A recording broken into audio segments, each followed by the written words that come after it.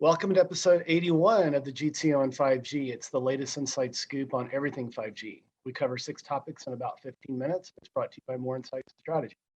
I'm Will Townsend, and joining me again this week is fellow analyst Anshel Sag. Let's get started with my first topic. In news broke this week that Cradlepoint reached a 1 million router deployment at the Verizon network edge. And it's no surprise, Verizon's been heavily investing in its edge build out. Lots of announcements with AWS last year. Cradlepoint is especially strong in the enterprise, and so they're leaning into that to help Verizon enable edge capabilities. And so what does this mean for 5G service delivery? It's pretty obvious. I've always talked about how mobile edge computing can supercharge 5G use cases. And certainly I believe this will be the case with Verizon. Now, Verizon's been a little light on sharing specific details around service delivery with their edge investment, but I think this really bodes well for Verizon as they lay the foundation, and hopefully they get to work on deploying C-band along with AT&T in the not too near future. You and I have also talked about on prior podcasts that, given the characteristic of the C-band mid-band spectrum, that it's going to require densification as well. And so I think all of this is goodness and helps Verizon, but would love to get your take on it. Yeah, I think that it's obviously a big milestone because the routers are actually powering a lot more devices, right? So there's actually a lot more devices that are taking advantage of this connectivity. And realistically, once businesses get used to using these, 5G will be a drop-in upgrade. So I think that, to your point, it'll be a supercharger to enabling new use cases. I mean, like, well, if you replace your 4G hotspot with a 5G hotspot, we can offer all these new services to you. So I think it's a big deal, and it's a lower number than obviously I think would be necessary for industry-wide scale. Yeah. But I think it's a great start point, and I'm sure there's lots of services and recurring revenue that can be attached to those routers that aren't being really quantified. Yeah, and from my perspective, that could absolutely be Verizon delivering private 5G as a service for enterprise use cases like manufacturing automation. So having this infrastructure out there with Cradlepoint gets them faster to that, and Verizon and AT&T both have built significant capabilities within the enterprise. And so I think that's another opportunity for Verizon as well. But let's move to your first topic this week, and you want to talk about 5G Advanced. Yeah, so there's been some talk about 5G Advanced recently. They're they've managed to settle in on what the different projects should be for it, and kind of exploring which items are viable to include in the standard. This would be part of 3GPP release 18, which is considered the first phase of 5G Advanced. And the interesting part is that release 17 isn't even out yet. Release 17 will probably be out sometime mid-time this year. And then it usually takes about a year for products to be available after the release. So we're probably looking at, release 18 might even be a 2023, will most likely be a 2023, if not a 2024 item, meaning that features taking advantage of it will probably be 2024 or 2025 items. So we're definitely looking into the future with this. Yeah. But there are a lot of advancements within release 18 that really broaden the potential of 5G. There's some carve outs for XR. There's some AI and ML applications within the network to improve network performance. And there's even some things around power consumption. So it's the beginning of the transition from 5G to 6G. And it will probably be the first release. So we're probably looking at like release 19, 20, and maybe even 21 before we get to 6G. And that will be you know, 2028, 2029, and will set us up for 2030, theoretically speaking. Yeah. But the interesting part is that there's a lot of things that can be implemented in 5G today, to make it better and improve, every component of the network, from the device side, on the radio side, the core, you name it. There's small improvements being made all along the way, and I think Yeah. release 17 is going to be very interesting. But I think release 18 is going to be the big one that makes huge differences in the way the network operates. And hopefully by then we'll have everybody on standalone, and we won't be talking about network slicing as a theoretical feature anymore. Mhm. Yeah, well, you've talked about carrier aggregation in the past as well, right? That's one of those incremental advancements that operators can deploy before they get to release 18. I haven't studied it like you have. I'm curious from a latency perspective, because that's where I believe 5G really shines relative to LTE. What's the target, if you know it, around latency for 5G advanced? I mean, if we're at 5G standalone, that's sub 5 millisecond. What are we looking at? From what I saw, I didn't really notice any significant latency improvements Okay. that were in release 18. There were a lot of like efficiency and performance improvements on the MIMO side. Hmm. There were also some improvements on, I think I said, energy efficiency on the network side. Right. And I think that's part of the consideration of densification and needing to reduce power consumption of the network as it increases its throughput and its bit rate. Um, and yeah, there's just you different new use cases around like XR, and there was even some talk about public safety and smart cities. So Hmm. I think it's more about broadening the applications of 5G even further, and helping to optimize for certain use cases that will probably be very heavy um, applications on the network. Hmm. Like video today is obviously a huge stressor on the networks, and without proper optimizations, it would be even worse than it is today. So Yeah. I think the constant optimization for the most likely use cases will be a big improvement long term.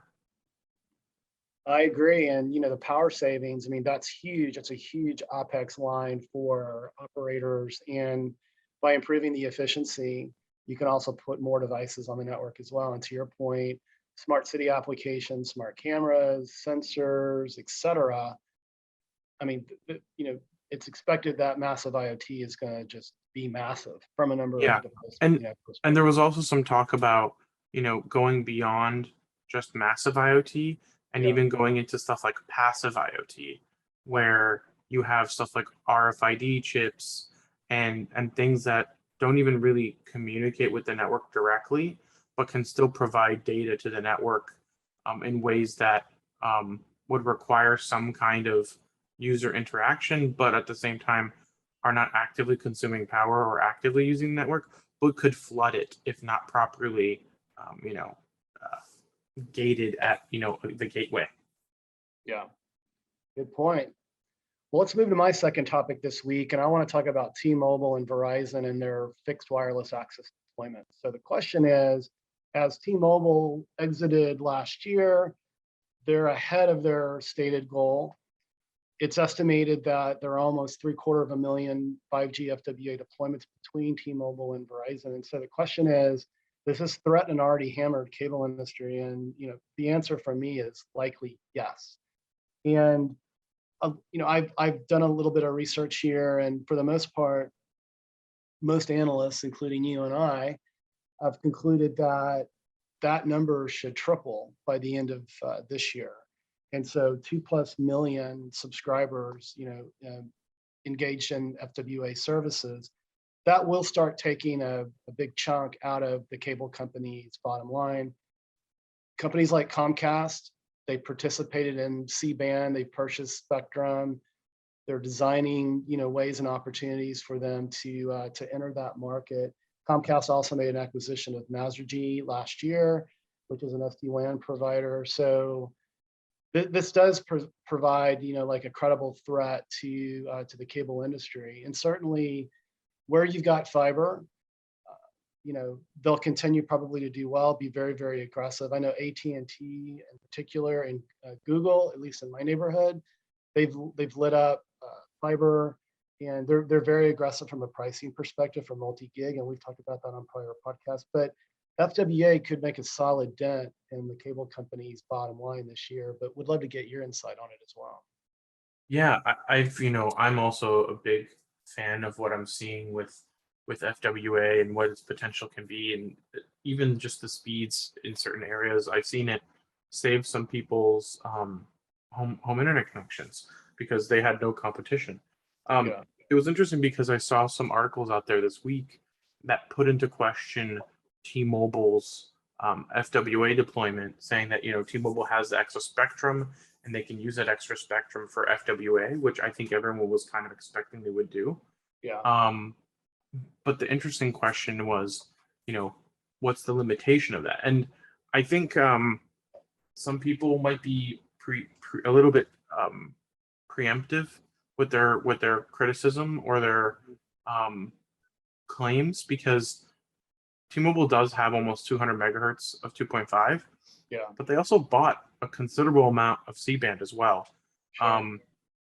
And that's going to give them the additional capacity, I think, that they need in places where they might not have enough spectrum, or they might have to split spectrum up. So I think it's too early to claim that anyone doesn't have the right spectrum to do this. Yeah. I think once C-band is rolled out, I think everybody has enough spectrum to do this. It's really a question of what kind of speeds they want to offer and what prices they're going to charge and how much data they're going to cap. Because I think there's a lot of people out there who don't think they need 100 megs. Yeah. And there's a lot of people out there who don't think they need to spend more than 30, 40 bucks a month. Mm-hmm. And there's a lot of people out there who probably don't want to have unlimited. But I also think there's people who don't want to have a cap. So Yeah. I think there's lots of room for competition. It's just we haven't had any. So suddenly having competition, adding these FWA, opportunities, it gives the cable operators time to figure out what they're going to do. Yeah. Which a lot of them seem to be moving towards cellular. Mm-hmm. I think they're deciding that if the mobile carriers are going to stomp on their turf, they're going to stomp on theirs. Yeah, they're going to just join the party. Yeah. Yeah, but I think the Comcasts and the Charters of the world are far more despised than the mobile operators are. Mm-hmm. So I think it's going to be interesting to see, what these share change numbers look like, because a lot of what the cable operators are doing is fairly, it's not sustainable behavior in their mobile business. Yeah. And they're kind of coasting on their wireline. So we'll see what happens, but it's going to be a very interesting next couple of years. I agree. Well, let's move to your second topic this week. You want to talk about Signals Research Group testing T-Mobile's TDD and FDD carrier ag. Yeah. So Signal Research Group went out, and I think they did this. I want to say it was in Maryland, but I could be wrong. Mm-hmm. But they have a report out. It's a paid report. But they gave enough information, and basically they went out and tested. It was in the Maryland, DC area. So they tested T-Mobile's 2.5 gigahertz and their 600 megahertz carrier aggregation, and they basically found exactly what we thought they would. They used two Galaxy S21 devices, one with pre-commercial software on it, which allowed the carrier aggregation because it's not flipped on yet. Mm-hmm. And then they used another device without it. And they were able to kind of look at the difference in coverage and look at the difference in speeds. And there were some improvements in speed closer to the cell site, which makes sense. But the real benefit was the improvement to 2.5 gigahertz coverage. Mm-hmm. And that doesn't really surprise either of us because we've been talking about this as the golden opportunity for T-Mobile combining itself with Sprint, and what that would mean for, the coverage and speeds. And since we're looking at, TDD and FDD, which are different types of spectrum, this hasn't really been something that's happened very often. And the interesting line that I saw in their testing was 5G and our FDD, TDD carrier aggregation demonstrates you can have your cake and eat it too, which, basically shows that you can have the coverage and you can have the speeds. And when you combine the two together, you get the best of both worlds. So I think we're going to see a lot more of this moving forward. T-Mobile is obviously the first in the world to do this. But they said that they were getting peak throughputs exceeding 1.7 gigabits per second, and that 85% of that was attributable to 5G and R, since there were some LTE carriers as well involved. And yeah, it's just, this is exactly what we were hoping it would be. And I think you're going to see a lot of other carriers around the world that have low band spectrum that maybe isn't available yet. But once they sunset it, they're going to use those low bands to aggregate with mid band and improve coverage. In Europe, you're seeing lots of 700 and 800 megahertz slowly becoming available to aggregate with 3.6. So I think, if anything, the C band and those bands of spectrum from 3.6 to 4 are going to need it more than T-Mobile does with 2.5. Yeah, I agree. Well, and this is a great segue to my third and final topic this week, because I want to talk about spectrum scarcity as well. You and I have talked about Rakuten in the past, and they've been bleeding money. Rakuten Group in general, that is more than just mobility services. It's commerce. It's all of this. They've posted about $2 billion in losses since Rakuten began this journey of deploying a wireless network.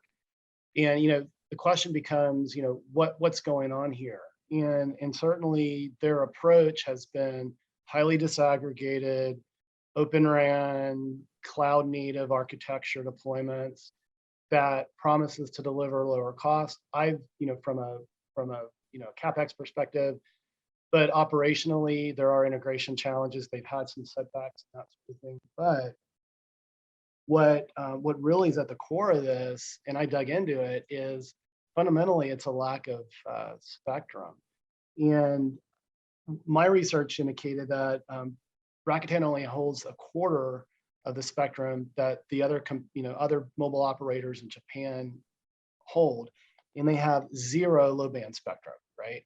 And so this is presenting a huge challenge for them, and it's been really weighing heavily. So, you really dig into the spectrum. You were just talking about this a second ago. I mean, what are your thoughts here? I mean, can Rakuten turn this thing around? And it's going to require that they buy spectrum. And as you and I know, spectrum is not an inexpensive thing to purchase. Yeah, so it's interesting. I think part of the reason why Rakuten doesn't have the low band is because it was auctioned so long ago. Yeah. I actually am working on a report right now that talks about the state of 5G, and I kind of dig into spectrum in different countries and availability. And one of the countries I covered was Japan. And I talked about how there's a lot of mid-band in Japan that's available. And it's actually not that much spectrum, especially when you look at how many carriers are sharing it. But the problem, to your point, is no low band means very difficult coverage. And if you look at the overall coverage in Japan, it's not great.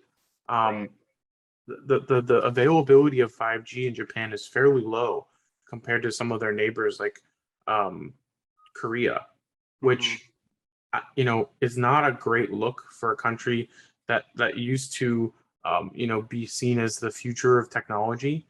In at least in my childhood, the early 90s, that was kind of the hotbed of innovation. So I think Japan does need to free up spectrum for 5G.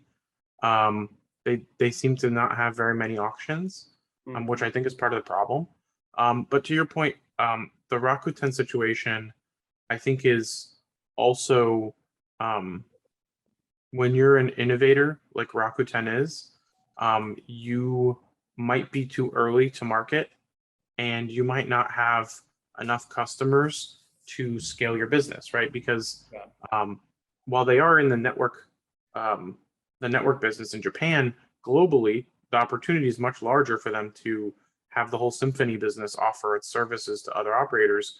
And I read an article recently, I think it was on Fierce Wireless, that said that, they were able to show 40% OpEx site savings. Right. So the idea of saving 40% on OpEx may outweigh all the additional costs of, building out Integration. integrations and things like that. But to everyone else's point, this would only really make sense if you're replacing an entire network. And at this point, most 5G networks are built out, and if they're not built out, they have a lot of 4G legacy infrastructure. And if you look at Rakuten's network today, it's still mostly 4G, and that's a problem too. So I think there's a fundamental disconnect between Rakuten's potential and what they're actually able to accomplish where they're located. Japan is notoriously bureaucratic and slow moving in terms of just getting things done, especially when it comes to stuff like this, where you have regulatory agencies controlling spectrum, and you have all these kinds of businesses that can control where you deploy your cell sites. So I think that they are kind of in a tough place where that they need to be more aggressive, but I'm not sure they can be. And it doesn't bode well for their future, especially if they're bleeding cash. But I think ultimately what needs to happen is there needs to be a push to move things more quickly. And I don't know if that means getting more investment, or if that means getting acquired or acquiring somebody else. But as I see it today, there's just Japan in general is not a great 5G market. Right.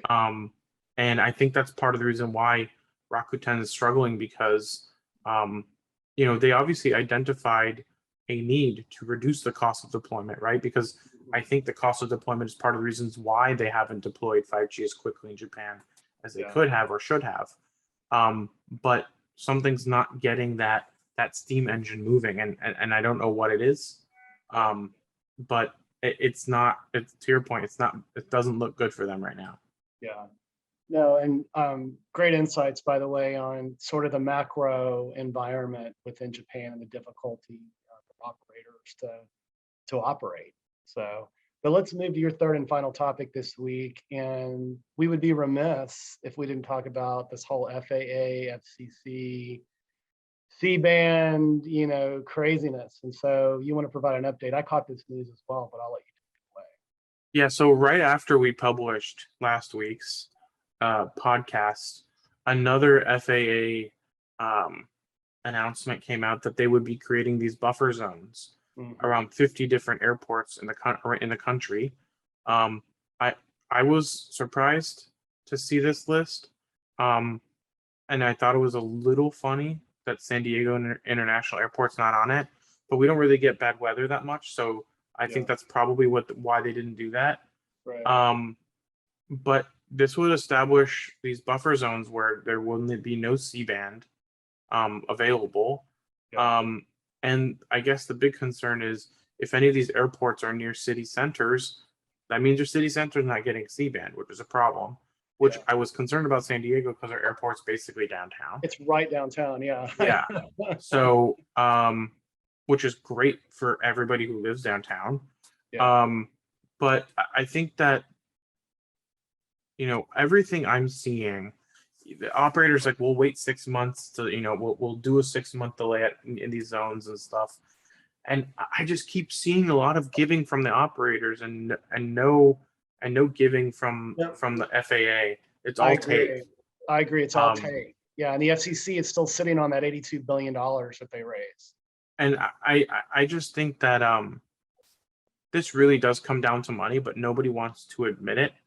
Um, so I think we're going to find there's going to be some kind of resolution. But the interesting thing is the FAA is really, I think they're trying to play all their cards. And I think they might be playing them too quickly. Yeah. But I think they waited until the 11th hour to do all this because now it's everyone's spent all their money, all the people have been paid. Most of the infrastructure is probably in place, so they waited until the operators were already kind of had their hands tied. And I'm just not a fan of all this.